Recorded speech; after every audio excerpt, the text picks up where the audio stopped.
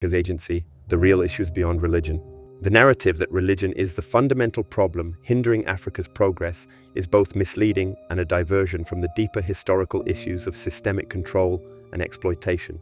While religion certainly plays a role in shaping cultural and societal frameworks, it is essential to recognize that the continent's challenges stem from historical and ongoing influences, particularly from former colonial powers and neo-colonial forces, often referred to as the white man, who persistently seek to control Africa's resources and dictate its development trajectory.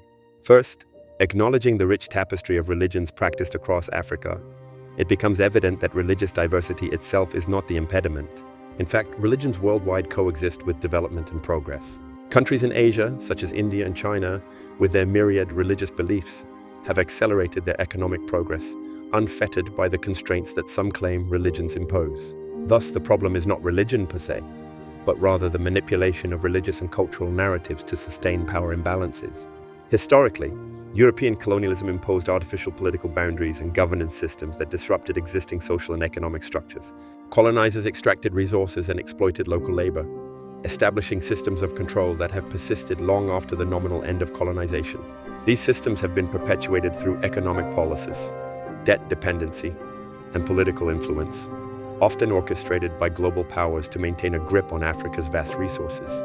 Moreover, the portrayal of Africa as a continent crippled by its own religious and cultural traditions detracts from the broader forces at play.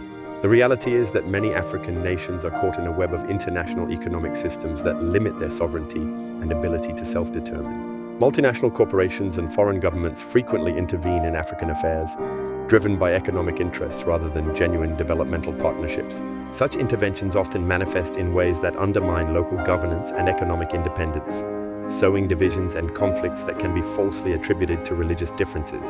Rebranding the discourse on Africa's development by highlighting religion as a scapegoat only serves to obscure the root causes of the continent's struggles. Instead, the focus should be on empowering African nations to reclaim their agency, build infrastructures that serve their own people, and dismantle the lingering vestiges of colonialism and neo-colonialism. This means advocating for fair trade agreements, equitable economic policies, and political autonomy, free from external manipulation.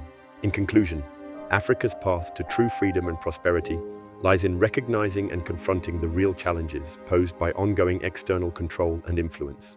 By fostering a narrative of empowerment rather than victimhood, and redirecting global attention to the systemic forces of neocolonialism, Africans can assert their rightful place in the world.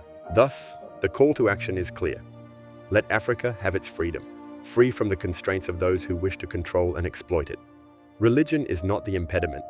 It is the need for external control that must be dismantled by Papacy, son of Babylon. Wake up, Africa. Shalom.